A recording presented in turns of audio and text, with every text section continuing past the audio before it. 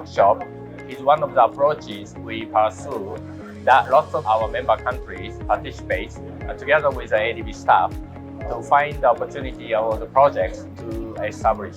And then with that, we hope to have a certain pipeline of projects in the next couple of years. ADB pursues the sustainable transport, and then the e-mobility is one major area. We see a great opportunity. So I think it is both relevant and timely given the strong growth of electric mobility across the region that an event like this happens in collaboration between ESCAP and the Asian Development Bank. There are 3 gaps in transitioning to electric mobility, and those 3 gaps are data, capability, and financing.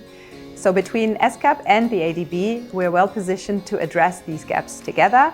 Ministry of Transport, we have set the green transport would be one of our missions that we have to go for the target. And e-mobility play a vital role when we want to go towards the green transport. Future transport in Thailand is electric. Over the next decade, we would expect to see a rapid growth across the major sectors. For example, like a public transport will predominantly electric because of the benefit of the air quality, noise reductions, and also the operating costs. Bangkok is showing what could be done. Bangkok can do it, other cities can do it as well. This regional meeting and workshop on unlocking finance for scaling up e-mobility in Asia Pacific brought together many stakeholders, and the project supported by the Global Environment Facility and the Green Climate Fund.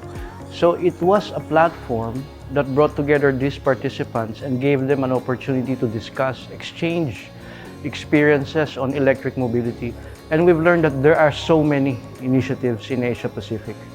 One of the key takeaways is really how to put together projects that are not only about replacement of technology, it's not only about electric vehicles, it's putting it into context of an integrated transport system that includes electrification of certain modes. We found that the countries having similar challenges. They're all looking at solutions for financing. They're all looking for solutions on standard setting. So we developed the support and investment platforms to help these countries connect, sharing best practices, but also bringing together these countries so they can learn, so we can do training sessions, etc. And we can look for financing solutions.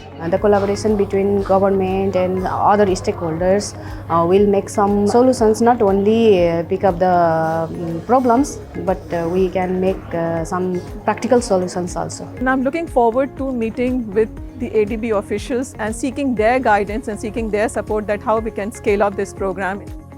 Because the key is about seeing action on the ground. What's really important is making sure that we see better modes of transport, better forms of transport being delivered.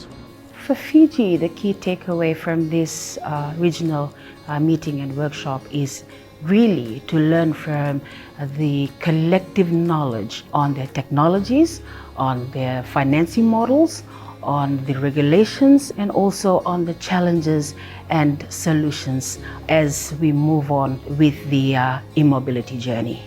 I think this regional meeting is very good, where I think we bring people from different parts of the world and sharing the lesson learned, especially in some of the projects that we have been promoting the e-mobility and focusing on, I think, the financing. I think in terms of course, with ADB and with various funds, I think they can share how each country or some of the developing country can find the bankable project.